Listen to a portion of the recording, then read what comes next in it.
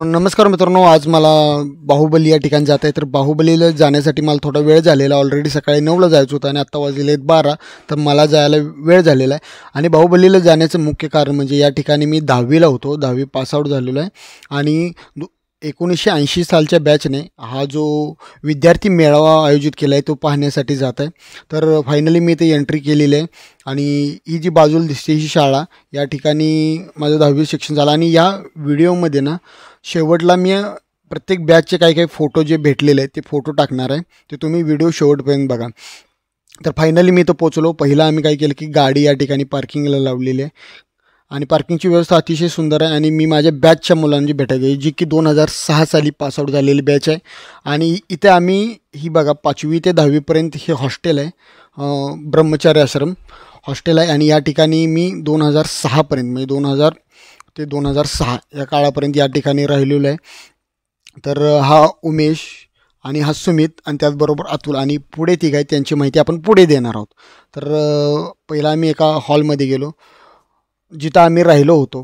तर या ठिकाणी आम्ही बघितलं की बाबा मुलं सगळी शाळेला गेली होती. आणि पूर्वी पण स्ट्रक्चर असंच होतं, फक्त काय जे आता खाट आहेत ना ते फक्त खाट नव्हती. आणि जयसिंगने जाऊन पहिला आपलं गादीवर झोपला. त्याला वाटलं की मी आता इथं अन्ना झालेलो आहे. आता पुढे गेलो तर हा संदेश आणि जयसिंग यांचं डिस्कशन चाललं होतं. आणि आनंद बघा किती एक्सायटेड झालेला आहे.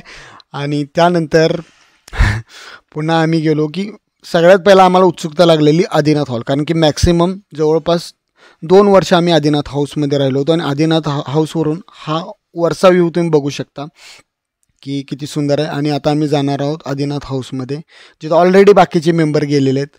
तर जयसिंगनं पुन्हा या ठिकाणी गादी दिली. जयसिंग पहिल्यापासूनच कार्टून होता आणि त्यामुळे आपण गादी धरून ही म्हणते मी आता अण्णा होणार. अण्णा म्हणजे इथला या मुलांच्यावर देखरेख करणारा.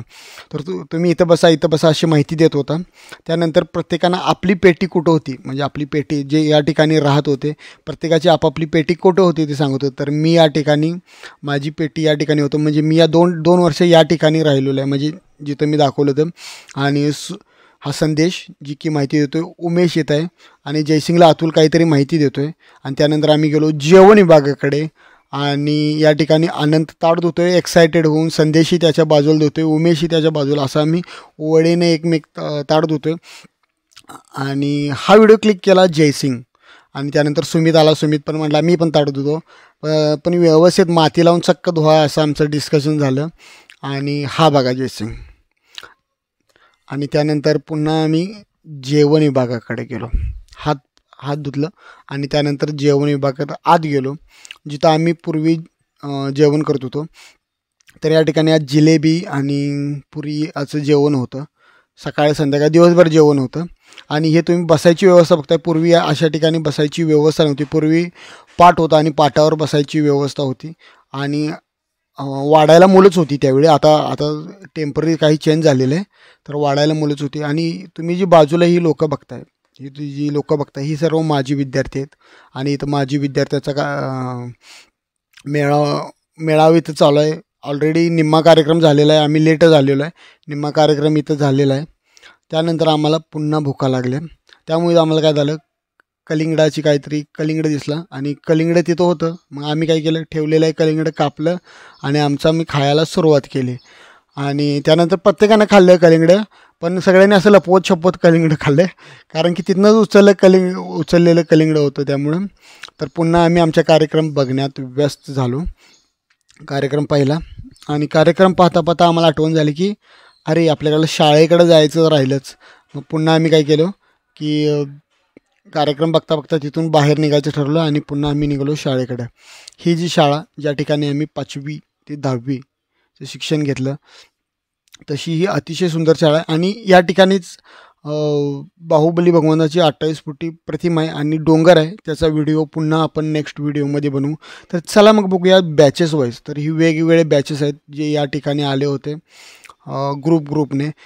काही बॅचमध्ये 15, काही बॅचमध्ये 20, काहीमध्ये 25, असं प्रत्येक वेगवेगळ्या बॅचचे, म्हणजे जी 10वीची बॅच होती अशा वेगवेगळ्या बॅचची मुलं आली होती. तुम्ही बघू शकता जे आता प्रौढ झालेले आहेत. एका काळी ही या ठिकाणी राहिलेली मुलं होती आणि अतिशय प्रेमाने एकमेकाशी वागत होती, कारण शाळेतले दिवस हे शाळेतलेच दिवस असतात. तर जीवनाच्या वेगवेगळ्या टप्प्यावर असणारी ही लोक एकाच वेळी एकाच छताखाली आलेले आहेत आणि खूप आनंद वातावरण होतं की असं वाटत होतं की इथून जाऊ नयेच. तर भेटू मित्रांनो पुढच्या व्हिडिओमध्ये.